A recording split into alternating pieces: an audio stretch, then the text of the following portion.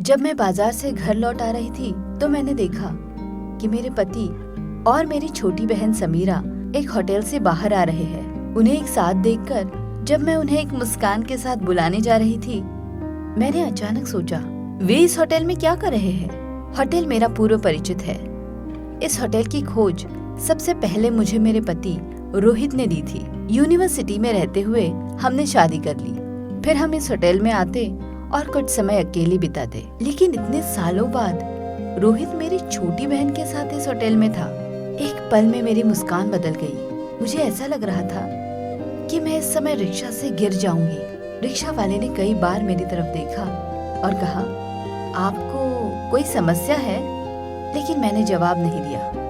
मैं दंग रह गई और बस बैठी थी। रोहित रात करीब 8 बजे घर आया और कॉलिंग बेल बजाई।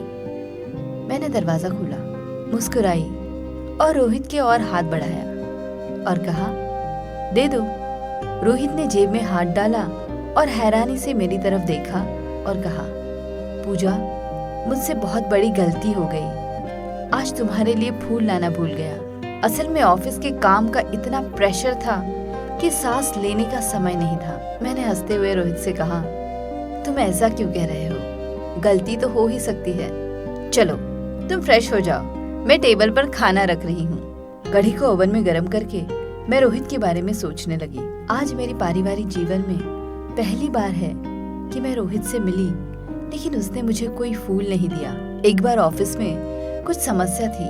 रात के 1 बज रहे थे। जब वो घर आया, उस रात कोई फूल की दुकान नहीं खुली थी। इसके बाद रोहित बिना दरवाजे की घंटी बजाए सीधे छत पर चला गया। वह छत से एक कद्दू का फूल लाया और मुझे सौंप दिया और कहा, पूजा, मैं अब भी तुम्हें पहले दिन की तरह प्यार करता हूँ। आज सुबह जो आदमी मेरे बहुत करीब लग रहा था, वह अब मुझे बहुत अपरिचित लग रहा है। अचानक मैंने देखा कि रोहित गीले शरीर के साथ रसोई में दौड़ा हुआ आया। मैंने रोहित की ओर देखा और कहा, क्या हुआ? रोहित ने हैरानी से मेरी तरफ देखा और कहा, तुम्हें समझ नहीं आया क्या हुआ? मैं वॉशरूम से जलती हुई गंध सूंघता हुआ आया और तुम्हें रसोई में भी समझ नहीं आया? रोहित की बात सुनकर मैंने जब चूल्हे की तरफ देखा तो पूरी सब्जी जल गई थी। फिर मैंने रोहित से कहा, तुम नहा लो, मैं एक और करी गरम करती हूँ। रोहित मेरे बगल में सो रहा है, लेकिन मैं सो नहीं सकती। मेरी आंखों में आंसू थे। अचानक रोहित का फोन आया। मैंने फोन की स्क्रीन की ओर देखा और देखा कि मेरी छोटी बहन समीरा का नंबर चमक रहा है। मैं आंखें बंद करके लेट गई। रोहित उठा, साथ में फोन लिया और चुपके से दूसरे कमरे में चला गया और मेरा तकिया आंसुओं से भीग रहा था। अगली दोपहर मेरी बचपन की दोस्त मलिहा ने मुझे फोन किया। न चाहते हुए भी मैंने कॉल रिसीव किया और हेलो कहा। मलिहा दूसरी तरफ से मुस्कुराई और बोली, गर्लफ्रेंड, आज एक मजेदार बात हुई रे। मैं खाना खाने के लिए रेस्टोरेंट में गई। अचानक मैंने तुम्हारे पति को देखा, एक लड़की के साथ रेस्टोरेंट में बैठा था। मुझे लगा कि तुम लड़की हो। मैंने शरारत से उसके बाल खींचे। बाद में मैंने देखा कि ये तुम नहीं थी, ये तुम्हारी छोटी बहन थी। मुझे ऐसा बचपना करने में शर्म आ रही थी, इसीलिए मैं बिना खाए ही रेस्टोरेंट से चली गई। तब मैंने खुद को संभाल के मलिहा से कहा, दरअसल समीरा को दिल्ली यूनिवर्सिटी में मौका मिला था, इसीलिए उन्होंने अपने जीजा से ट्रीट मांगी। मेरी तबीयत थोड़ी खराब लग रही थी, इसीलिए मैं उनके साथ नहीं गई। यूनिवर्सिटी में चांस मिला है, ये तो बहुत अच्छी बात है। लेकिन मैंने कांपते हुए स्वर में कहा, लेकिन क्या? मलिहा ने कहा, असल में समीरा को देखकर लगा कि वो रो रही थी और तुम्हारे पति उसको कुछ समझाने की कोशिश कर रहे थे। मैंने हंसते हुए कहा, अरे रोहित ने शरारत से समीरा को कहा होगा कि उसे दिल्ली यूनिवर्सिटी में एडमिट नहीं करेंगे, उसे नजदीकी कॉलेज में ही दाखिला कराया जाएगा। शायद इसीलिए समीरा गुस्से में रो पड़ी। मैंने मलिहा को बिना कुछ बताए फोन छोड़ दिया। फिलहाल मुझे नहीं पता था कि क्या करना है। मैं इसके बारे में किसी से कुछ नहीं कह सकती और मैं इसे सहन भी नहीं कर सकती। कई दिनों तक खुद से लड़ने के बाद जब मैंने फैसला किया तो मुझे एहसास हुआ कि मैं गर्भवती हूँ। फिर भी मैं डॉक्टर के पास पक्का करने गई। डॉक्टर के कक्ष के सामने प्रतीक्षा करते हुए मैंने अचानक देखा कि समीरा और रोहित डॉक्टर के कक्ष से बाहर आ रहे हैं। उन्होंने मुझे नहीं देखा। रोहित समीरा को कुछ समझा रहा था और समीरा सर झुकाकर आंसू बहा रही थी। जब वे चले गए तो मैं डॉक्टर के कक्ष में गई और डॉक्टर से कहा, मैडम, कुछ देर पहले एक लड़का और एक लड़की आए, वे किस लिए आए थे? तब डॉक्टर ने कहा, लड़की को पीरियड्स नहीं हो रहे थे, वे सोच रहे थे कि वो प्रेग्नेंट है, इसीलिए आए थे। ये सुनकर मेरा पूरा शरीर कांपने लगा। मैंने अपने आप को नियंत्रित किया और डॉक्टर से कहा, क्या लड़की गर्भवती है? डॉक्टर ने हंसते हुए कहा, अरे नहीं। मैं बिना कुछ कहे ही चेंबर से बाहर आ गई। मैंने घर आकर रोहित को घर पर देखा। रोहित ने गुस्से से मेरी ओर देखा और कहा, तुम्हारी समस्या क्या है? मैंने तुम्हें कितनी बार फोन किया है, तुम फोन क्यों नहीं उठा रही हो? मेरी हालत खराब हो रही थी, इसलिए सोचा कि मैंने हंसकर रोहित को देखा और कहा, बहुत खूब, आप मेरे बारे में परवाह करते हैं? मतलब? मेरा मतलब कुछ भी नहीं है, बस सुनते रहो।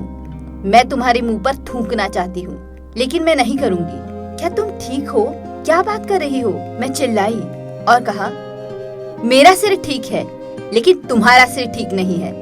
अगर आपका दिमाग सही होता तो आप मेरी छोटी बहन के साथ ऐसा नहीं करते। मान लिया मैं तुम्हें पसंद नहीं आती, दुनिया में क्या कमी थी लड़कियों की? तुम दूसरे लड़की के पास चले जाते, मैं अपने आप ही तुम्हारी जिंदगी से दूर हो जाती, लेकिन तुम मेरी अपनी छोटी बहन के पास चले गए। अरे मेरी बहन तुम्हें भाई कहती थी और तुमने उसे अपने हवस का शिकार बनाया। मेरी बात सुनकर रोहित सिर झुकाकर चुपचाप खड़ा हो गया। मैं बिना कुछ कहे घर से निकल गई। रात को 11:40 हो रहे थे। समीरा मेरे कमरे में आई और मुझे कहा, अप्पू, क्या तुम सो रहे हो? मैं अपनी आंखों से आंसू पोंछते हुए कहा, तुम मेरे नजरों के सामने से चली जाओ, मैं तुम्हारा चेहरा नहीं देखना चाहती। समीरा ने कुछ नहीं कहा और चुपचाप मेरे पैरों पर आकर बैठ गई। मैंने गुस्से में समीरा से कहा, तुम मेरे सामने क्या कर रही हो? नहीं तो मैं तुम्हें बिस्तर से लात मारकर गिरा दूंगी। समीरा ने मेरे टांगों को गले से लगा लिया और रोते हुए बोली, मुझसे गलती हो गई, आप मुझे क्षमा करें। अगर तुमने मुझे माफ नहीं किया तो मैं मर जाऊंगी। फिर मैंने समीरा के गाल पे थप्पड़ मारा और कहा, तुम क्यों मर रही हो? उसने तुम्हारे साथ ऐसा किया है ना, तो वो मर जाएगा। मैं रोहित को कभी नहीं छोड़ूंगी। समीरा ने मेरे पैर छोड़े और आंसू पोंछते हुए कहा, रोहित भैया ने क्या किया? आपका क्या मतलब है? उसने तुम्हारे साथ इतना गलत किया है और उसने मुझे धोखा दिया है। अरे, रोहित भाई ने मेरे साथ गलत किया? अगर रोहित भाई मेरे साथ नहीं होते तो मैं मर जाती। होटल में दीपक के साथ जब मैं पकड़ी गई तो रोहित भाई ने ही मुझे वहाँ से छुड़ाया।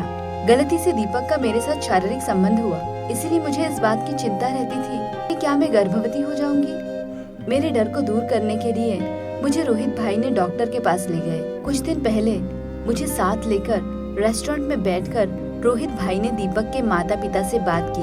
उन्होंने कहा कि वे शादी का प्रस्ताव भेजेंगे। मैंने फिर से समीरा के गाल पे थप्पड़ मारा और कहा, तुमने मुझे ये पहले क्यों नहीं बताया?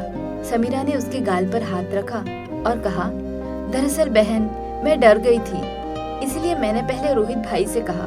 रोहित भाई ने फिर मुझसे कहा कि मैं किसी से कुछ न कहूँ, वे सारी व्यवस्था करेंगे और धीरे धीरे सबको बताएंगे।